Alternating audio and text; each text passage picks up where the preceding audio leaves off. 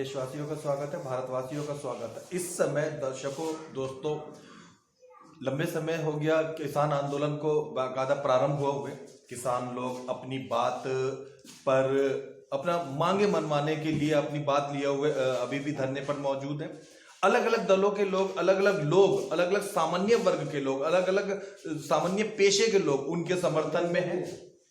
काफी लोग उन्हें कोऑपरेट कर रहे हैं, कुछ उनका विरोध भी कर रहे हैं। कुछ मान रहे हैं कि किसान लोग एक खास लॉबी के तहत, एक खास विचारधारा के तहत ये बहकाए हुए या बरगलाए हुए हैं। क्या सच है, क्या नहीं है, इसी विषय में जानने के लिए आज हम पधारे हैं मीर विहार में समाजवादी पार्टी के दिल्ली प्रदेश अध्यक्ष के पास, माइनॉरिटी कमीशन डिपार्टमेंट के मेहदी हसन मंसूरी जी के पास। मेहदी हसन मंसूरी जी के बारे में मैं बता दूं, ये दिल्ली के जाने माने प्रमुख मुस्लिम नेताओं में से एक है, सेक्युलर नेताओं में से एक है और इस समय में समाजवादी पार्टी के दिल्ली और हर मुद्दों के ऊपर इनकी पकड़ बहुत गंभीर रहती है। अपने खुद के विचार रहते हैं और इस बात को सूझबूझ और बारीकी से चीजों को ये देखते हैं। आइए बात करते हैं इसी मुद्दे में। मेहदी भाई, ताजा खबर चैनल में आपका बहुत बहुत स्वागत है। पहले दर्शकों को ये बताइए कि किसान के इस आंदोलन को आप किस नजरिए से देखते हैं? देखिए, किसान अपनी मांगों के लिए जो है धरना दे रहे हैं। जी। उनके खिलाफ एक बिल लाया गया है। जी। उस बिल में ना तो विपक्ष वालों से बात की गई है। जी। जब सरकार कोई बिल लाती है जी। तो जो सरकार के विपक्ष वाली पार्टियां होती हैं उनसे बैठ के एक मीटिंग होती है, सर्वदलीय बैठक होती है। उसके बाद कुछ खास बिल लाए जाते हैं। जी। ना तो ये किया गया और ना ही ये किया गया कि वो किसानों को कॉन्फिडेंस में लेते। जी। अब हमारे देश में सैकड़ों किसान संगठन है। जी। यहाँ से लगा के कश्मीर से लगा के कन्याकुमारी तक, जगह जगह जहां भी हमारे प्रदेशों में खेती बाड़ी होती है, वहां बहुत सारे संगठन किसानों के हैं। जी। उनको बैठा के उनसे राय ली जाती, उसके बाद किसी कानून की बात होती। इन्होंने ऐसा कुछ नहीं किया। उसके बावजूद हालांकि इन्होंने भी एक्सेप्ट किया है कि भी हमें किसान संगठनों से बात करनी चाहिए थी, तब हमें कानून लागू करना चाहिए था, लेकिन फिर भी हठधर्मी में है। फिर भी जो है उस कानून को वापस लेने को तैयार नहीं है। आप और ऊपर से प्रधानमंत्री जी कहते हैं कि हम बहुत अच्छा कानून लेकर आए हैं, किसानों को ये फायदा होगा, किसानों को वो फायदा होगा। अरे भाई, अगर किसानों को फायदा अगर होता तो वो विरोध क्यों करते? आप उस किसान, हमारा देश जो है 70% जो है यहाँ खेती किसानी वाले लोग रहते हैं, 70% किसानी आबादी का क्षेत्र है। उनसे आप टकरा रहे हैं। आप क्यों मंडियों को खत्म करना चाहते हैं? क्यों आप प्राइवेट सेक्टर को जो है उसके बिल्कुल सीधा किसान से जोड़ना चाहते हैं? आप अगर किसान इसलिए अनाज उगाता था जब उसको मालूम होता था कि आज जो है ना मंडी का 20 रुपए किलो गेहूं का रेट है, उस हिसाब से वो खाद डालता है, उस हिसाब से वो तेल खर्च करता है, उसी हिसाब से वो खेती उगाता है, ताकि उसे मालूम होता है कि इस रेट में मेरा सामान बिक जाएगा। अब जब सीधा जो है धन्ना सेठों से मामला उनका मुकाबला होगा तो एक बार तो 20 की बजाय 22 में भी खरीद लेंगे, लेकिन एक बार उससे 10 रुपए में भी खरीदेंगे। उसकी मजबूरी देख के उससे कम में भी वो लोग खरीदने की कोशिश करेंगे। तो सरकार ऐसा क्यों करना चाहती है? जब एक मुद्दा ये भी देखा जा रहा है कि कुछ लोग ये कह रहे हैं कि जी किसानों को कुछ देसी ताकतें, कुछ विदेशी ताकतें फंड दे रही हैं बरगलाने के लिए, कुछ खास विचारधारा वाले पार्टी वाले लोग उनको बरगला रहे हैं, कुछ उनको उल्लू बना रहे हैं, जिस वजह से वो धरने पर बैठे। क्या ये सच मानते हैं आप? इस तरीके की बातों को क्या कहते हैं आप इस बारे में? देखिए, ये सरकार का निकम्मापन है। जब भी किसी मामले के लिए, किसी भी बिल के लिए जब पब्लिक विरोध करती है तो ये उसको उल्टा फंसाने के चक्कर में रहते हैं। चाहे वो शाहीन बाग का मामला रहा हो, चाहे वो किसानों का मामला रहा हो, चाहे वो जेएनयू का मामला रहा है। जो सरकार का पक्षधर है वो राष्ट्रवादी है। जो सरकार के इनका विरोध करेगा, इनके खराब बिलों का, इनकी हठधर्मी का विरोध करेगा, वो देशद्रोही है। अरे भाई, कहां से कैसे तय करोगे इस पैटर्न को? भाई, राष्ट्रवाद का और देशद्रोही का पैटर्न को तय कैसे करोगे? क्या वो लोग जो है देशभक्त हो सकते हैं जो रात दिन जो है हिंदू मुसलमान के नाम पे लड़ाते हैं? और ये सरकार लड़ाती है, इसके मिनिस्टर लड़ाते हैं। इनका पैटर्न ही जो है हिंदुत्व को आगे बढ़ाना और फूट डालो और राज करो, जो ये अंग्रेजों की पॉलिसी थी, डिवाइड एंड रूल, उस पॉलिसी को लेके ये लोग राज कर रहे हैं। इनके पास कोई दूसरा पैटर्न नहीं है और इनके खिलाफ जो कोई बोलता है तो उसको देशद्रोही कह देते हैं। क्या मतलब? आप उस किसान को देशद्रोही कह देंगे? जो वहां अनाज उगाता है, आप उस किसान को देशद्रोही कह देंगे जो रात के ठंडी रातों में जब पाला पड़ता है, जब ज्यादा ठंड पड़ती है इस उत्तर भारत में, तो वो अपने खेत में पानी लगा रहा होता ट्यूबवेल चला के। अब आप उसको देशद्रोही कह रहे हैं? आपको मालूम है क्या नाम है देशभक्ति के बारे में? आपने किसानी की हो, आपने कुछ किया हो तो आपको पता चले। आप लोग तो अधिक से ज्यादा तो रंडवे लोग बैठे हैं जो परिवार में नहीं चला सकते, और वो उस किसान को जो है देशद्रोही कह रहे हैं, जो धरती का सीना चीर कर तुम्हें अनाज उगा के देता है, आप उसे देशद्रोही कह देंगे? अच्छा, मानवतावादी होने के नाते आपसे अगर मैं पूछूं तो किसानों ने धरना प्रदर्शन करा हुआ अपनी मांगे मनवाने के लिए, तो सड़कें जाम करी हुई हैं, हाईवे जाम करा हुआ, काफी संख्या में कोरोना गाइडलाइन का फॉलो ना करते हुए भी जन समूह इकट्ठा करा हुआ।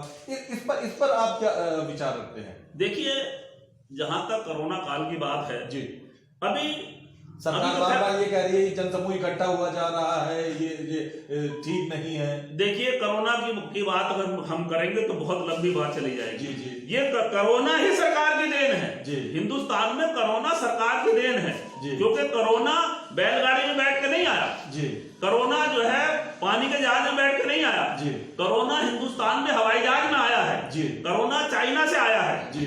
कौन लेकर आया? किसको रोकना था जी? क्यों नहीं आपने इंतजाम किया एयरपोर्ट के ऊपर जी? आप अगर इंतजाम करते तो कोरोना देश में नहीं आता, लेकिन आपको तो नमस्ते ट्रंप करना था।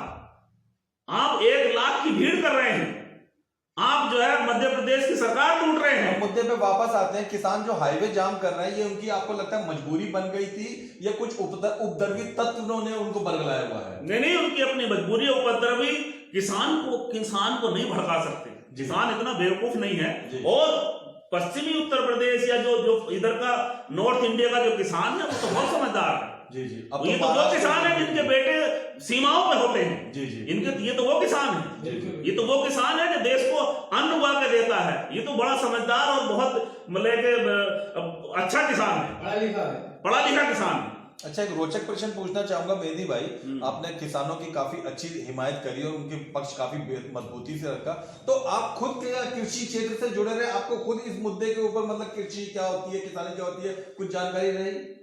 मैं नावेद भाई जी खुद किसान हूँ जी, मेरे वालिद किसान थे, मेरे दादा किसान थे, खानदानी किसान है जी जी। आज भी 40 बीघा जमीन हमारी गांव में मौजूद है। बहुत बढ़िया। मैंने खुद जी, अभी ट्रैक्टर का जमाना अब आया है, मैंने खुद बैलों से खेती की है, मैंने खुद पानी दिया है खेत में जाके, मैंने खुद फावड़ा चलाया है, मैंने हल चलाया है, मैं वो किसान हूँ। आज भी मेरे यहाँ किसानी होती है। वो अलग बात है कि हम लोग यहाँ बैठे हैं, हमारे परिवार के लोग करते हैं जी। आज भी मेरे यहाँ किसानी होती है, आज भी मेरे यहाँ धान होता है, आज भी मेरे यहाँ जो है गेहूं होता है, आज भी मेरे यहाँ ईख होती है, गन्ना होता है, आज भी होता है। किसानों की तो मजबूरी हो गई जी, किसानों को जो है ये मजबूरी है किसानों की, क्योंकि एक शेर है कि उसूलों पे अगर आँच आए, वसीम बरेलवी का शेर है कि उसूलों पे आकर आँच आए तो टकराना जरूरी है, और अगर जिंदा हो तो जिंदा नजर आना जरूरी है। नजर आना जरूरी है। बहुत खूब, बहुत खूब। ये जिंदा कौम है जी, ये किसानों ने साबित कर दिया कि हम जिंदा कौम हैं, हम अपना अधिकार लेके रहेंगे, और इस बिल को सरकार को वापस करना पड़ेगा किसी भी हालत में। इनको इस बिल को वापस लेना पड़ेगा। आप खुद कृषि और किसानी से जुड़े रहे, इसलिए आप उनका मजलूमों का दर्द बहुत अच्छे से महसूस कर रहे हैं। लेकिन अब हम आते हैं समाजवादी पार्टी पे। अभी तक दिल्ली की अगर हम बात करें, कांग्रेस और आम आदमी पार्टी का रवैया तो साफ नजर आ रहा है किसानों के प्रति। समाजवादी पार्टी क्या कर रही है किसानों के लिए? देखिए, हमारी पार्टी